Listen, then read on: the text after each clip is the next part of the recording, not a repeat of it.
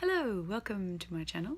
I am following my journey through sleeve gastrectomy and documenting it on YouTube, so thanks for watching. I've got a few notes down here written down because I'm also hiding from my kids, so I'm going to keep this really quick. I am 3 weeks post-op from my sleeve gastrectomy surgery in Canberra, National Capital Private Hospital with Dr. Gananadha on the 1st of September 2017. My highest weight was 120 kilos, day of surgery 115 kilos after 2 weeks on the pre-op Optifast diet. Last week I was 108.9 kilos and this week I am 107.1 kilos.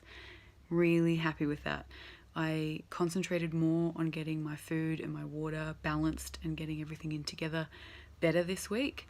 And I really noticed the difference, even just in my energy levels. I've also reintroduced coffee, not a lot, just a little bit every now and then, like, every other day or something. If, just going for coffee at work, you don't quite realize how much it's actually more like a sanity break than it is anything else. So I really noticed the difference in my energy levels, but also just getting out of the office, and it is more of that social kind of experience, but also the energy of getting up and getting out and being more active throughout the day too, and getting away from your desk. But also you tend to find out more about what's going on at work and keeping more up to date with things as you go along when you end up going for coffee with people. So I have definitely noticed that.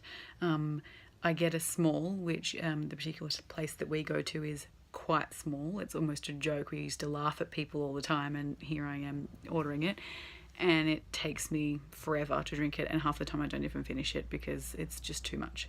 So there's that, but it fits in and I classify it as a meal, and that's just how I incorporate it into my day, and I haven't really found anything has been bothered by it.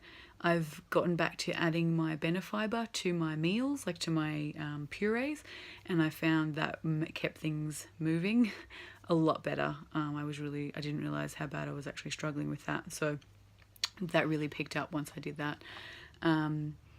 Yeah, so back to my stats, I kind of flew through them. I am 12.9 kilos down overall since highest weight.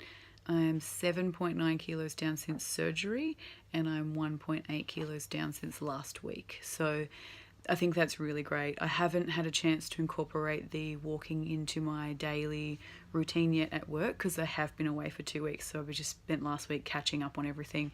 And this weekend we had a long weekend here in Canberra. I'm actually filming this a little bit late. I would normally do this on the Friday, and it's currently the next Monday, but I haven't weighed myself since, so I don't know what I'm currently sitting at, so I'm happy with that.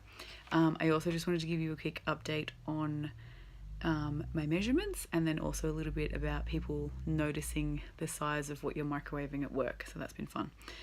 So my measurements, I just jotted down a quick couple of them that were really actually quite shocking to me.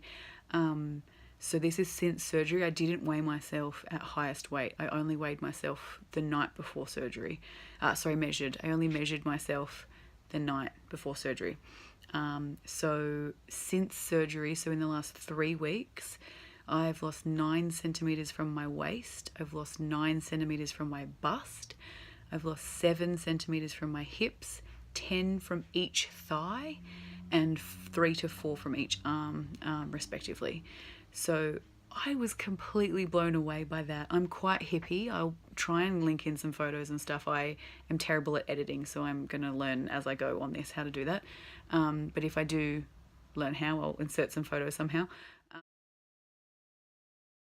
I'm quite hippie, so I've got quite saddlebag hips straight from my bottom. So, and I've really noticed that. Even my husband was saying it's really noticeable in my legs, especially when I stand side on. I don't have that sort of curve at the front of my thighs anymore.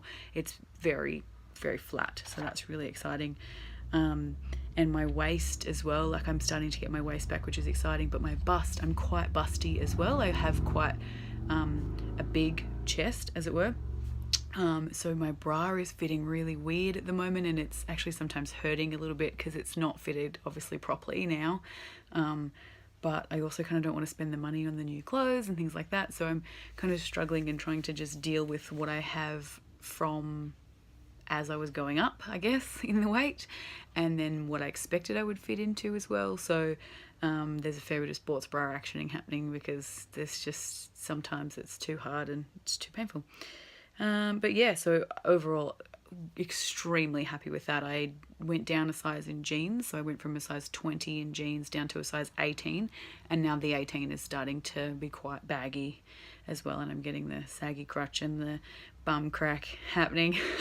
All those fun, beautiful things that we go through every day.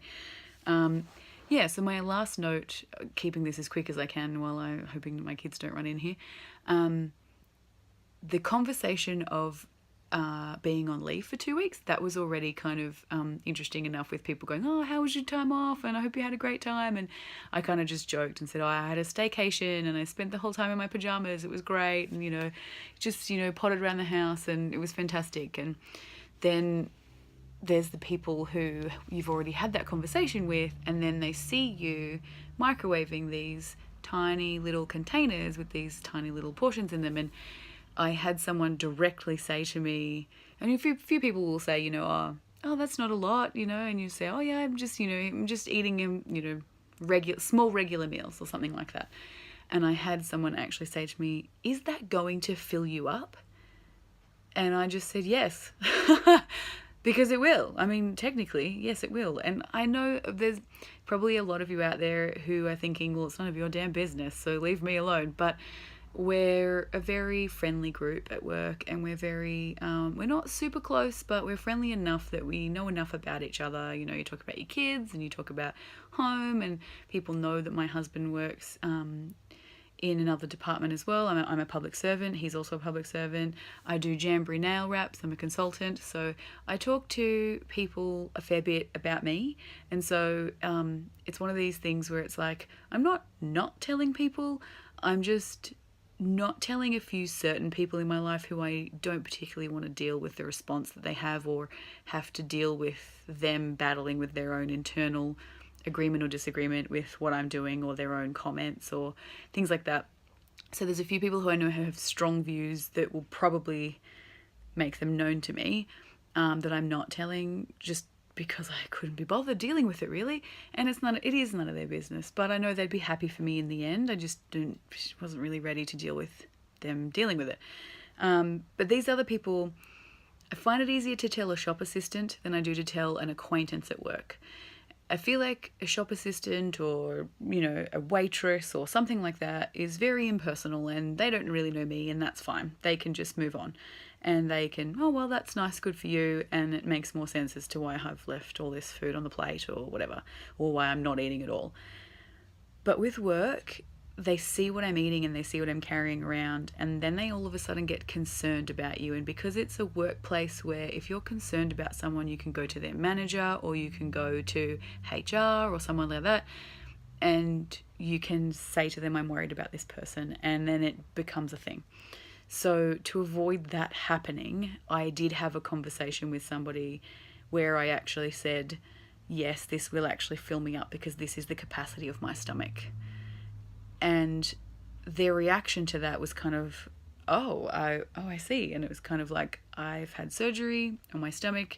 I tend not to sort of put the weight loss surgery out there, just to sort of not draw attention to that. But it actually went down really well. And it was somebody who I'd spoken to about childbirth and things like that. So I feel like she was not, going to have any dramas about the surgery kind of conversation. But it makes you all of a sudden feel like you're fat.